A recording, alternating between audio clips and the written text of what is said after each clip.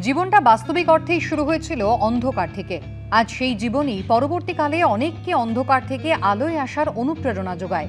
ABP private লিমিটেডের প্রাক্তন managing director ও CEO Dipankar Das পুরকায়স্থর জীবনের আলেখ্য এবার তাঁর কলমের পথ বেয়ে দুমলাটের ভেতরে।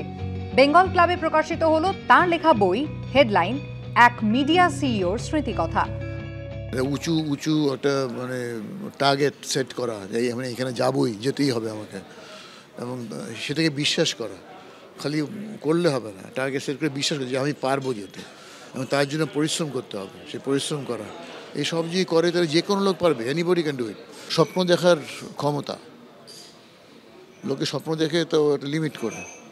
আমার স্বপ্ন চাঁদে যাওয়ার বা মঙ্গল গ্রহে যাওয়ার, ভেরি হাই, এবং সেই স্বপ্নে বিশ্বাস করতে। আমি যে বলে দিলাম তা না, আমি যেটা করে চাঁদে যাবো মানে চাঁদে যেতেই হবে।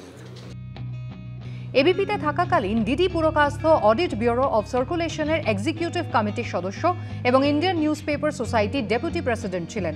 মিডিয়া রিসার্চ ইউজার্স কাউন্সিলের বোর্ডেও ছিলেন তিনি। বিশ্বের সবচেয়ে বড় মিডিয়া অ্যাসোসিয়েশন ওয়ান ইনফরার বোর্ড মেম্বারও ডিডি পুরকায়স্থ।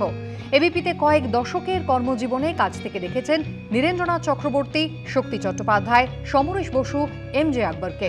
তাঁদের নানা অকথিত ঘটনাও তাঁর বইয়ে মলাটবন্দি হয়েছে। এমজে আকবর ব্যাট করছে, কেউ আর বিজনেস সাইড থেকেও বল করছে।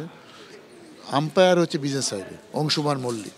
তো অংশুমান বলেছে এলবিডব্লিউ, হাত তুলেছে এলবিডব্লিউ, বলে তোমার এত বড় সাহস, তুমি এমজে আকবরকে এলবিডব্লিউ করে দিচ্ছ, তোমার সাহস তো কম না, আমি যাবো না মাঠ ছেড়ে।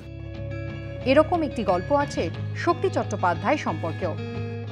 দুটো বেজে গেছে, বাইরের লোক বলছে এবার যান আপনারা, আপনি কতক্ষণ থাকবেন? দুজন লোক বলে ঠিক আছে।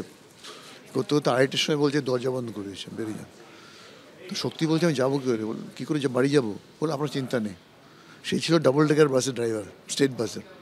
সেই ডাবল ডেকার বাসে করে শক্তিকে বাড়ির গলিতে বোধ একটা ট্রাকও ঢুকবে না, ওই ডাবল ডেকার বাস ঢুকিয়েছে বাড়ির সামনে, বেল বাজিয়ে স্ত্রীকে বলেছে আপনার হাজব্যান্ডকে দিয়ে গেলাম। 1984 সালে এবিপিতে ধর্মঘট থেকে 1999 সালে এবিপি প্রাইভেট লিমিটেডের অফিসে ভয়াবহ অগ্নিকাণ্ডের ছবি জায়গা পেয়েছে এই বইতে।